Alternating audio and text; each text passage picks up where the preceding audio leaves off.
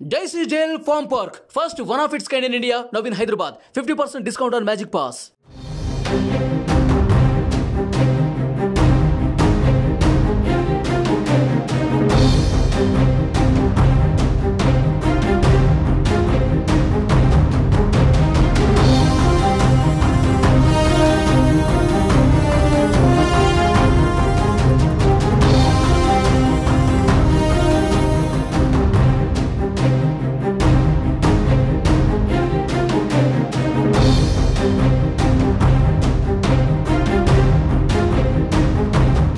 Narsapuram sitting MP Raghurama Krishnam Raju TDP పార్టీలో చేరగా ఆయనకు టికెట్ కన్ఫర్మ్ అయినట్లు తెలుస్తోంది.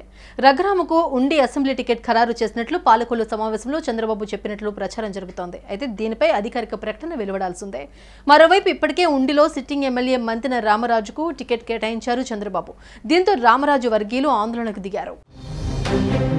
ఎంపీ రఘురామకృష్ణంరాజు ఎపిసోడ్లో సుదీర్ఘకాలంగా కొనసాగుతున్న సస్పెన్స్ కి ఎట్టకేలకు తెరపడింది. చంద్రబాబు సమక్షంలో టీడీపీలో చేరిన ఆయనకు ఉండి నియోజకవర్గం నుండి ఎమ్మెల్యే టికెట్ టీడీపీ కేటాయించినట్లు తెలుస్తోంది. అయితే నర్సాపురం నుండి ఎంపీగా పోటీ చేయాలి అన్న రఘురామ పంతం నెరవేరలేదు. నర్సాపురం ఎంపీ స్థానాన్ని టీడీపీకి ఇవ్వడానికి బీజేపీ ఒప్పుకోకపోవడంతో కాంప్రమైజ్ కాక తప్పలేదు. మరోవైపు ఉండిలో సిట్టింగ్ ఎమ్మెల్యే మంతెన రామరాజు వర్గీయులు ఆందోళనకు దిగారు. ఎమ్మెల్యే అభ్యర్థిగా మంతెన రామరాజును కొనసాగించాలని డిమాండ్ చేశారు. చంద్రబాబు తమ నేతకిచ్చిన మాట నిలబెట్టుకోవాలని ఉండి అభ్యర్థి రామరాజు వర్గీయులు నినాదాలు చేశారు. తర్వాత ఎమ్మెల్యే రామరాజు మాట్లాడుతూ కొన్ని పత్రికల్లో వచ్చిన వార్తలు తమ కార్యకర్తల మనోభావాలను దెబ్బతీశాయని, దీంతో వారు ధర్నాకు దిగినట్లు చెప్పారు. తాను పార్టీ అధినేత చంద్రబాబు మాట శిరస వహిస్తానని, అలాగే కార్యకర్తల మాటకు కూడా విలువివ్వాల్సిన అవసరం ఉందని అన్నారు. ఉండి సీటును ఎంపీ రఘురామకు ఇస్తున్నట్లు చంద్రబాబు ఇంతవరకు అధికారికంగా ప్రకటించలేదని అన్నారు.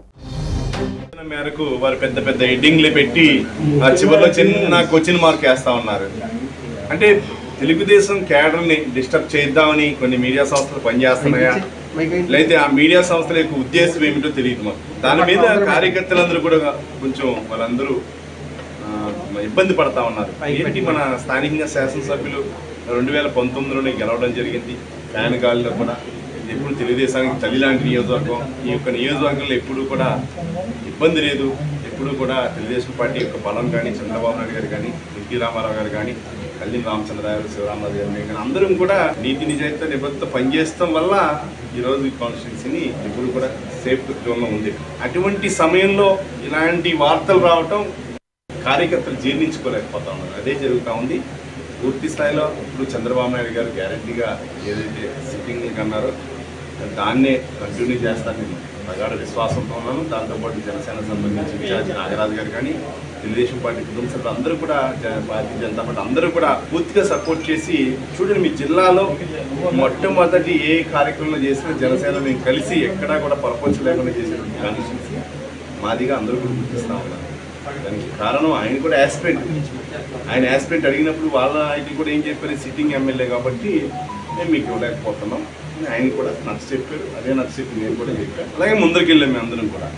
మరి ఈరోజు కేవలం ఈ మీడియా సంస్థలు వారి ఎక్కడ చంద్రబాబు నాయుడు గారు వాయిస్ ఇవ్వలేదు, చంద్రబాబు నాయుడు ఎక్కడ చెప్పలేదు, సార్ పెద్ద ఆయన ఎక్కడ చెప్పలేదు, చెప్పినప్పుడు ఇట్లాంటి అనేది కరెక్ట్ కాదని మేము సుమన్ టీవీలో మీ పర్సనల్ అండ్ బిజినెస్ ప్రమోషన్స్ కోసం కింది నెంబర్కి కాంటాక్ట్ చేయండి.